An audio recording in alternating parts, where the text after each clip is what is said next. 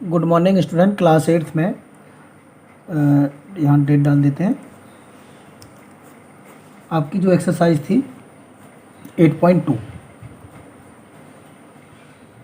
इस एक्सरसाइज 8.2 में आपके 9 क्वेश्चन कंप्लीट हो गए थे। शायद एक क्वेश्चन इसका रह गया था। सो क्वेश्चन नंबर लास्ट 10 इसको भी समझ लेते हैं और ये एक्सरसाइज आपकी कंप्लीट हो जाएगी क्वेश्चन नंबर 10 से। ये लास्ट क्वेश्चन है और लास्ट क्वेश्चन है I purchased a hair dryer means बाल सुखाने वाला for ₹5,400 including 8% VAT value added tax VAT। इसमें टैक्स भी जुड़ा हुआ है और वो कितने का है 5,400 का, 8% वेट के इंक्लूड माने जुड़ा हुआ है। क्वेश्चन है find the price before VAT was added, यानी इसमें अगर वैट ऐड ना होता तो उस हेयर ड्रायर का प्राइस क्या था। ठीक है, ये क्वेश्चन है कि अगर वैट को ऐड ना किया होता तो उस हेयर ड्रायर की जो कॉस्ट थी वो क्या होगी। इसमें तो जो कॉस्ट दी गई है वो विथ इंक्लूडिंग वैट, तो वो कह रहे हैं विदाउट, यानी विदाउट वैट इस हेयर ड्रायर की कीमत पहले क्या थी अगर वैट इसमें ऐड नहीं था। तो ये क्वेश्चन है, इसको करना है। सो इसको सॉल्व करते हैं। इफ प्राइस विदाउट माने समझ गए होंगे, छोड़कर, विदाउट वैट इज ₹100। ठीक है, देन ये हमने अगर मान लिया कि अगर उस प्राइस विदाउट वैट, अगर उसकी हमने मान ली कि विदाउट प्राइस उसकी कीमत अगर ₹100 थी, तो देन प्राइस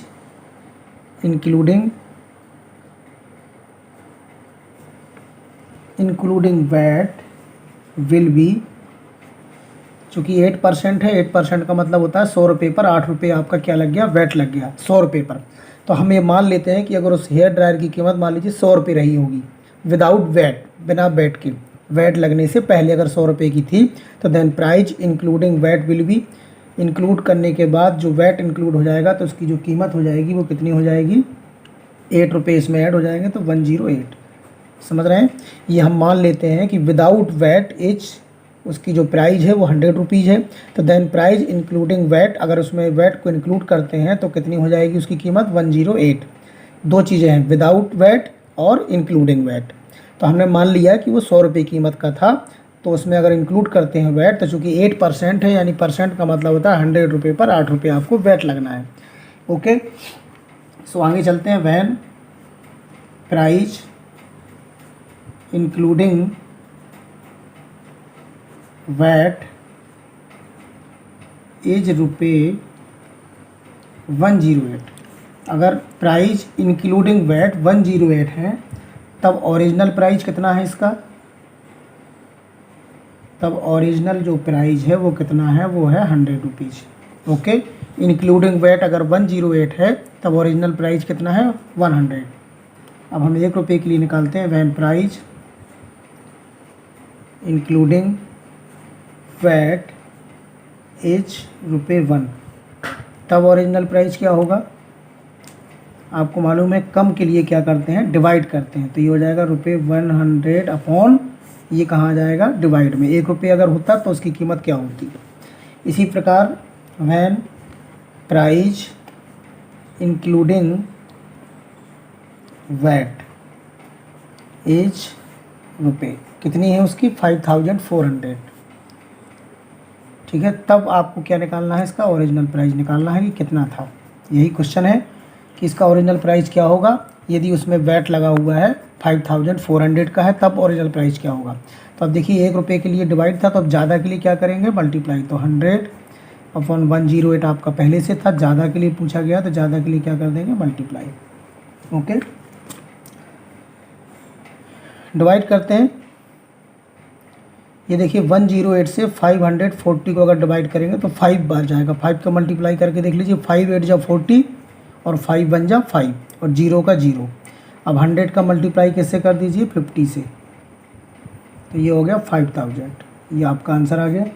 इसका मतलब प्राइस बिफोर वैट कितना है, 5000। यानी अगर उसमें वैट नहीं लगा था तब उसका प्राइस कितना होना चाहिए था, 5000 रुपये। यानी उसका 400 रुपये प्राइस बढ़ गया, कितना, 8% वैट लगने के बाद। क्वेश्चन ये पूछा गया था कि विदाउट वैट, जब वैट नहीं लगा था तब उसकी कीमत क्या रही होगी। तो बिफोर प्राइस पूछा गया है तो क्या रही होगी, 5000। सो आप आंसर लिख सकते हैं।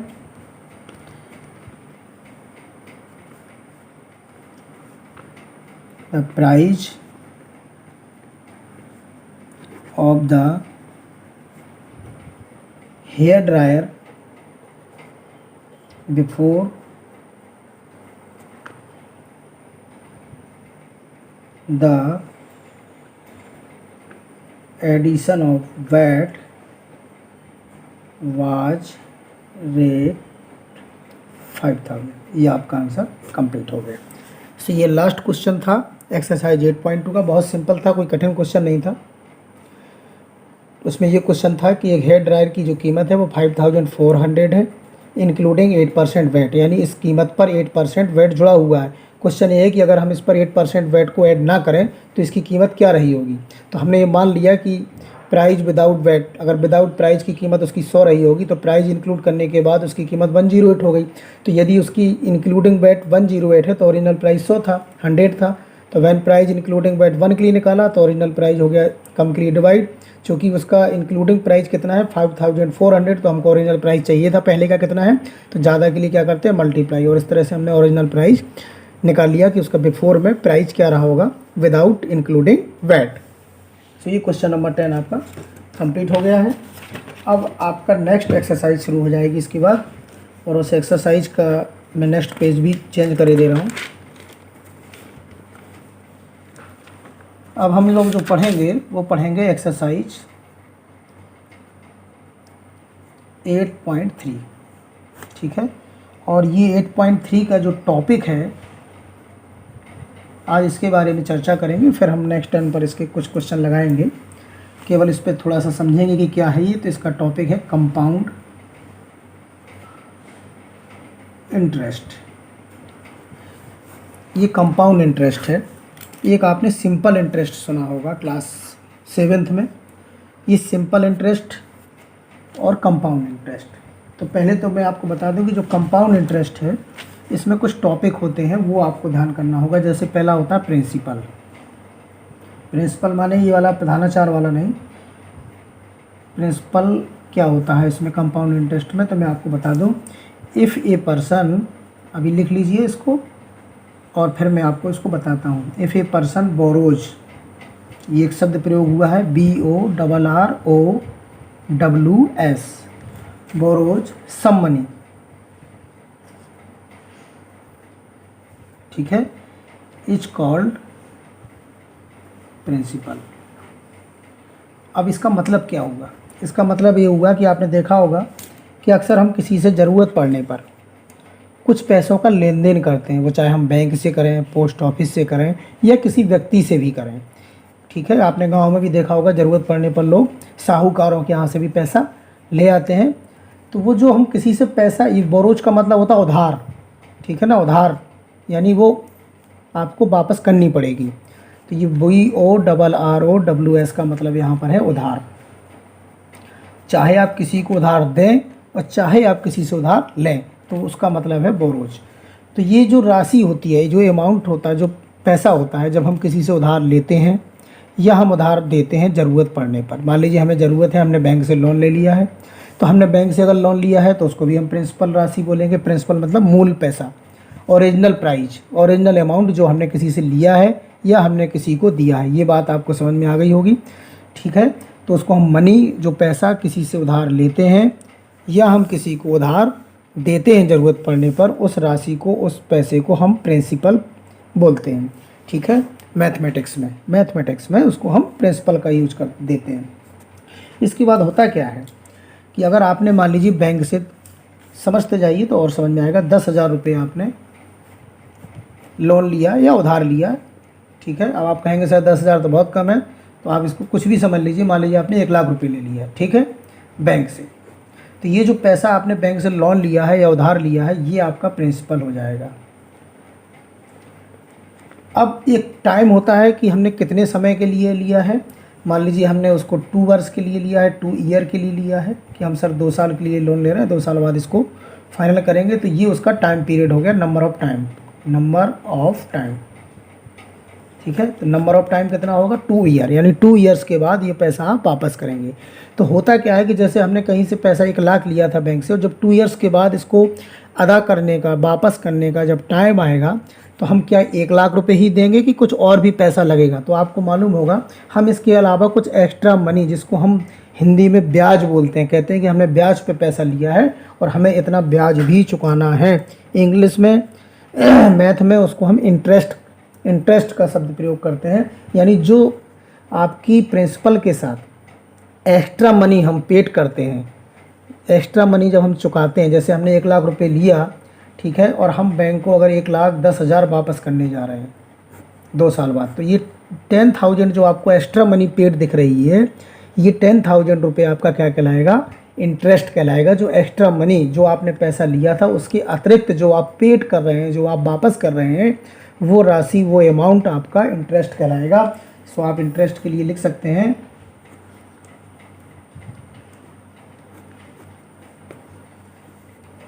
The money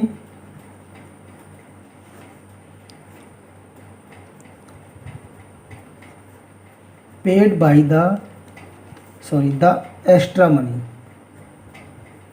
extra money paid by the borrower.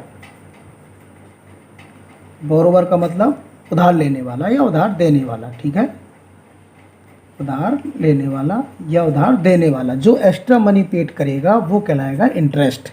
आप समझ गए होंगे। जैसे उसने 1,10,000 रुपया वापस किया, तो ये आपने जो लिया था वो प्रिंसिपल है। जो आपने वापस किया, इसको हम, जो राशि टोटल पैसा वापस कर रहे हैं, इसको हम अमाउंट बोलेंगे, ठीक है, इसको हम क्या बोलेंगे, अमाउंट बोलेंगे। इसमें आपको दिख रहा होगा कि जो एक्स्ट्रा मनी है, तो इंटरेस्ट कैसे निकालेंगे, हमने कितना इंटरेस्ट चुकाया, तो इंटरेस्ट का फार्मूला हो जाएगा अमाउंट माइनस प्रिंसिपल, ठीक है। तो अमाउंट कितना था, 1 लाख, यानी 1,10,000, और प्रिंसिपल कितना था, 1 लाख, ठीक है। तो इसमें आपका बचा कितना, ये 10,000। ये जो 10,000 आपका है, ये आपका क्या कहलाएगा, इंटरेस्ट कहलाएगा। और जो 1,10,000 है वो आपका क्या कहलाएगा, वो अमाउंट कहलाएगा। तो आप समझ गए होंगे। जो आपने पूरा पैसा वापस किया वो अमाउंट है, जो आपने पैसा लिया था वो आपका प्रिंसिपल है, जो एक्स्ट्रा मनी आपने पेड की वो आपका इंटरेस्ट है। इसमें एक चीज़ और प्रयोग होती है, रेट, यानी किस दर पर आपने पैसा लिया, यानी कि आपसे जो ब्याज लिया जाएगा, जो इंटरेस्ट लिया जाएगा, वो उसकी रेट क्या होगी, वो किस कीमत पे लिया जाएगा, किस तरीके से लिया जाएगा। तो उसमें अलग अलग रूल होते हैं, कहीं 10%, कहीं 5%। तो जैसे आपने मान लीजिए 5% पर लिया, तो 5% जो होता है वो पर ईयर होता है, ठीक है। यानी इसका मतलब क्या हुआ, परसेंट माने होता है 100, यानी 100 रुपये पर 1 ईयर में आपको कितना रुपया देना पड़ेगा, 5 रुपीज़ एक्स्ट्रा देने पड़ेंगे। कितने पर, 100 रुपीज़ पर। तो ये होती है उसकी रेट। तो यहाँ पर 4 चीज़ों का प्रयोग हो रहा है। प्रिंसिपल, जो आपने पैसा उधार लिया या उधार दिया, नंबर ऑफ टाइम, कितने समय के लिए लिया, उसकी रेट क्या थी, ठीक है, किस दर पर लिया आपने। तो मान लीजिए आपने 5% पर ईयर पे 5% ईयरली पे लिया है, तो यानी 1 ईयर में आपको 100 पर 5 रुपये देने पड़ेंगे, ठीक है। आपने अगर 200 रुपये लिए हैं तो 10 रुपये देने पड़ेंगे। तो इस तरह से ये 5% का मतलब हो गया 100 रुपये पर 5 रुपये इंटरेस्ट लगेगा पर ईयर। तो ये जो परसेंटेज में दिया जाएगा, ये आपकी रेट कहलाएगी। जो आप एक्स्ट्रा मनी पेड कर रहे हैं वो आपका इंटरेस्ट कहलाएगा, ठीक है। और अमाउंट का आप फार्मूला ऐसे भी बना सकते हैं, प्रिंसिपल प्लस इंटरेस्ट, ठीक है। तो ये कुछ फार्मूले भी बनेंगे आपके। यदि आप प्रिंसिपल में इंटरेस्ट को ऐड कर देंगे तो जो राशि बनेगी वो अमाउंट की बनेगी। आपने 1 लाख रुपया लिया था, 10,000 आपने इंटरेस्ट दिया है, दोनों को प्लस करेंगे 1,10,000 हो जाएगा, वो आपका अमाउंट बन जाएगा। तो इस तरह से कुछ चीज़ें आपको सीखनी है। आपने सिंपल इंटरेस्ट के बारे में पढ़ा होगा। सिंपल इंटरेस्ट का जो फार्मूला होता है वो होता है पी, पी का मतलब हो गया प्रिंसिपल, इंटू आर, आर का मतलब हो गया रेट, टी, टी का मतलब हो गया टाइम अपॉन 100। ये फार्मूला सिंपल इंटरेस्ट का होता है। अब कंपाउंड इंटरेस्ट के लिए कुछ फार्मूले होंगे, कैसे निकाला जाएगा आपको मालूम होना चाहिए। तो कैसे निकाला जाएगा उसके लिए आपको फार्मूले बताए जाएंगे। आपको अगर कंपाउंड इंटरेस्ट निकालना है तो इसको सिंपल इंटरेस्ट को हम ऐसा ही बोलते थे, ठीक है। कंपाउंड इंटरेस्ट को हम शॉर्ट में CI बोलेंगे, कंपाउंड इंटरेस्ट, ठीक है। तो इंटरेस्ट निकालना है तो आपको क्या करना होगा, अमाउंट में से प्रिंसिपल को माइनस करना पड़ेगा। अब अमाउंट का फार्मूला कंपाउंड इंटरेस्ट के लिए क्या होगा वो आपको अभी आगे हम बता रहे हैं।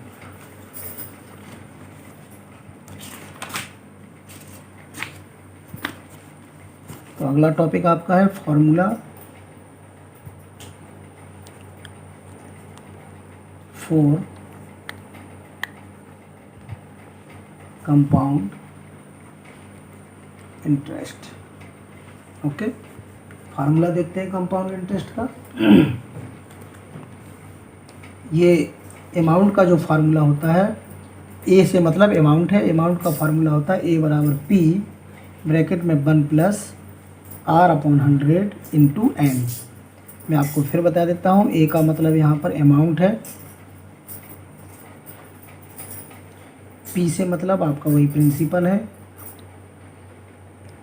जो पैसा आपने उधार लिया या दिया है, आर का मतलब आपका रेट है, और एन का मतलब आपका नंबर ऑफ टाइम है, ठीक है। तो ये अमाउंट निकालेंगे आप। और आपको अगर कंपाउंड इंटरेस्ट निकालना है तो आप क्या करेंगे, अमाउंट में से, अमाउंट कहाँ से निकलेगा, इस फार्मूले से, और प्रिंसिपल आपका दिया जाएगा वो माइनस करेंगे तो आप कंपाउंड इंटरेस्ट निकाल लेंगे। यदि आपको केवल अमाउंट निकालना है तो आप केवल इस फार्मूले का प्रयोग करके उसको छोड़ देंगे। इसमें कुछ कंडीशंस भी होती हैं। ये जो हमारा फार्मूला है जो आपको दिख रहा होगा, इसमें कुछ कंडीशन ये होती हैं कि वैन, ये ज़रूर ध्यान रखिएगा, नंबर 1 कि when interest is compounded half yearly. आपका जो कंपाउंड इंटरेस्ट होता है वो 1 ईयर के लिए, 2 ईयर्स के लिए, 3 ईयर्स के लिए होता है, लेकिन उसमें लिखा रहेगा कि कंपाउंड जो आपको कंपाउंडेड है वो 1 ईयरली है कि हाफ ईयरली है या क्वार्टरली है। मतलब होता है ना, किसी में हाफ ईयरली उसकी काउंटिंग होनी है, या क्वार्टरली काउंटिंग होनी है, या ईयरली काउंटिंग होनी है। तो 3 शर्तें होती हैं। अगर वो ईयरली वाला है तो ईयरली के लिए ये इसी तरह का फार्मूला प्रयोग होगा। यदि हाफ ईयरली है तब क्या होगा वो भी मैं आपको बता देता हूँ, इसको ठीक से समझ लीजिएगा। जो आपकी रेट है, अगर क्वेश्चन में लिखा हुआ है कि कंपाउंडेड हाफ ईयरली, अगर वो हाफ ईयरली का है तो आपका चेंज हो जाएगा। क्यों चेंज हो जाएगा, क्योंकि जो आपकी रेट दी जाती है वो ईयरली होती है, जो टाइम होता है वो ईयर्स में लिखा रहता है, 2 ईयर्स, 3 ईयर्स। और रेट भी मैंने आपको बताया था, जैसे लिखा होगा 5% पर ईयर। तो अगर वो 5% पर ईयर है और आपका क्वेश्चन में कंपाउंडेड हाफ ईयरली का है, मतलब 6 मंथ के लिए है, तो 6 मंथ के लिए आप ईयर वाला प्रयोग नहीं कर सकते, क्योंकि वो तो 1 साल के लिए रेट दी गई थी। आपको हाफ ईयरली करना है तो आपको क्या करना पड़ेगा वो देखिए। तो जो आपकी रेट है ऑफ इंटरेस्ट, ये जो रेट है वो आपकी आधी हो जाएगी, ठीक है, ये ध्यान रखना है। यदि क्वेश्चन में हाफ ईयरली कंपाउंडेड लिखा हुआ है, क्योंकि जो रेट होती है वो भी ईयरली होती है, चूँकि वो हाफ ईयरली मतलब 6 मंथ के लिए है, तो 6 मंथ के लिए है तो उसमें 2 से डिवाइड कर देंगे, आधी हो जाएगी। और जो आपका टाइम दिया होगा ये भी ध्यान रखिए, उस टाइम में आपको 2 से मल्टीप्लाई करना होगा। ये 2 चीज़ें आपको ध्यान करना होगा। टाइम में आपको 2 से मल्टीप्लाई करेंगे तो जो टाइम होगा वो आपका हाफ ईयर में चेंज हो जाएगा। इसके अभी सवाल जब आएंगे तब आपको बड़े आराम से समझ में ये चीज़ें आएंगी, ठीक है। तो अगर वो हाफ ईयरली का है तो आपको इस तरह से रेट को आधा करना है और रेट को 2 से डिवाइड करना है, टाइम को 2 से मल्टीप्लाई करना है हाफ ईयरली वाले कंपाउंडेड क्वेश्चन में। अगर वो ईयरली है तब तो कुछ नहीं, सीधे सीधे आपका ऊपर का फार्मूला है। दूसरी कंडीशन ये होती है, व्हेन इंटरेस्ट ये बहुत महत्वपूर्ण चीज़ें हैं जो कि आपको सीखनी है। When interest is compounded quarterly, quarterly का मतलब होता है 3 मंथ, और हाफ ईयरली का मतलब क्या था 6 मंथ। ठीक है, तो अब क्वार्टरली है 3 मंथ है, तब फिर क्या होगा, तब आपकी जो रेट है उसमें 4 से डिवाइड करेंगे। जो आपकी रेट है वो यानी 6 मंथ में आधी हुई तो 3 मंथ में क्या होगी, उसकी भी हाफ हो जाएगी, यानी 1/4 हो जाएगी 3 मंथ में, 3 मंथ में 1/4 हो जाएगी। और जो आपका टाइम है उसमें आप 4 से मल्टीप्लाई कर देंगे, तो जो आपका टाइम हो जाएगा वो क्वार्टरली में चेंज हो जाएगा। ये आपको कुछ कंडीशन है जो याद रखनी है। ये 3 कंडीशन होती हैं, या तो कंपाउंडेड ईयरली होगा तो ये वाला फार्मूला होगा, फार्मूला यही होगा, लेकिन अगर वो हाफ ईयरली वाला कंपाउंडेड है तो आपको रेट को चेंज करना होगा, टाइम को चेंज करना होगा, इसके बाद फिर ये वाला फार्मूला आप अमाउंट का लगा सकेंगे। यदि वो क्वार्टरली वाला है तो क्वार्टरली में रेट को 4 से डिवाइड करेंगे, टाइम को 4 से मल्टीप्लाई करेंगे। क्यों करेंगे, क्योंकि ये ईयरली है और ये 3 मंथ का है, तो 3 मंथ में आप ईयर वाला फार्मूला तो नहीं लगा सकते, तो आपको 1/4, क्योंकि 3 मंथ जो है 1 ईयर में 12 मंथ होते हैं, और जो 3 मंथ है वो 12 मंथ का 1/4 ही है, इसलिए हम रेट को 1/4 करेंगे और टाइम में 4 का मल्टीप्लाई। इसलिए याद भी रखना है 6 मंथ में हाफ ईयरली में 2 से डिवाइड है रेट, तो 2 से मल्टीप्लाई है। अगर वो 4 से डिवाइड है क्वार्टरली में तो 4 से मल्टीप्लाई भी है। एक आध इसका सवाल देखते हैं तो आपको बड़े आसानी से इसका समझ में आ जाएंगे। तो चलिए इसके सवाल हम नेक्स्ट टर्म पर आपको बताएंगे। इतना आप तैयारी करके रखिए, और जो मैंने पढ़ाया है इसको बार बार देखिए, इसके फार्मूले याद रखिए। प्रिंसिपल क्या है, कंपाउंड इंटरेस्ट कैसे निकालेंगे, तो वो अमाउंट के फार्मूले से निकलेगा। अमाउंट जब निकल आएगा तो कंपाउंड इंटरेस्ट निकालने के लिए हम प्रिंसिपल को, चूँकि अमाउंट है हमें क्या निकालना है, कंपाउंड इंटरेस्ट, तो हम अमाउंट टोटल अमाउंट में से प्रिंसिपल जो हमने उधार लिया था उसको क्या करेंगे, माइनस करेंगे, तो हमें कंपाउंड इंटरेस्ट देना है वो निकाल सकेंगे। सिंपल इंटरेस्ट और कंपाउंड इंटरेस्ट जो होता है वो 1 ईयर का सेम होता है। 1 ईयर का चाहे आप सिंपल इंटरेस्ट निकालिए चाहे कंपाउंड इंटरेस्ट निकालिए, बिल्कुल सेम आएगा। लेकिन जैसे ही टाइम बढ़ेगा तो जो सिंपल इंटरेस्ट जैसे 3 ईयर्स का अगर 300 रुपये आ रहा है, तो जो कंपाउंड इंटरेस्ट है वो ज़्यादा आएगा। उसका कारण ये होता है कि कंपाउंड इंटरेस्ट में जो इंटरेस्ट होता है 1 ईयर का, वो प्रिंसिपल में जुड़ के अमाउंट बन जाता है, यानी ज़्यादा राशि बन जाती है। सिंपल इंटरेस्ट में ऐसा नहीं होता है। सिंपल इंटरेस्ट में आपने 2000 रुपये किसी से लिए हैं, 4 साल के लिए लिए हैं, तो आपका सीधा 4 साल का इंटरेस्ट आएगा। कंपाउंड इंटरेस्ट में क्या होता है कि जैसे आपने 2000 रुपये किसी से लिए, तो 1 साल में अगर 500 रुपये ब्याज आया तो अगली साल आपका फिर 200 पे नहीं लगेगा, फिर आपका 500 रुपये उसमें जुड़ जाएगा, तो राशि कितनी बन गई 2500, और आपको जो इंटरेस्ट लगेगा अब 2500 पे लगेगा अगली साल के लिए। तो यानी जो भी उसका इंटरेस्ट होगा वो हर साल उसके प्रिंसिपल पे ऐड हो जाएगा, और इंटरेस्ट जिस पर लगना है राशि पर वो राशि बढ़ती जाती है, इसलिए कंपाउंड इंटरेस्ट ज़्यादा हो जाता है। सिंपल इंटरेस्ट में ऐसा नहीं है, लेकिन 1 ईयर के लिए दोनों इक्वल होते हैं, चाहे कंपाउंड इंटरेस्ट निकालो चाहे सिंपल इंटरेस्ट। इस पर आधारित जो क्वेश्चन है मैं अगले टर्न पर आपको सभी पर बताऊंगा कि कैसे कंपाउंड इंटरेस्ट निकालना है, हाफ ईयरली वाली क्वेश्चन और क्वार्टरली वाली क्वेश्चन। ओके।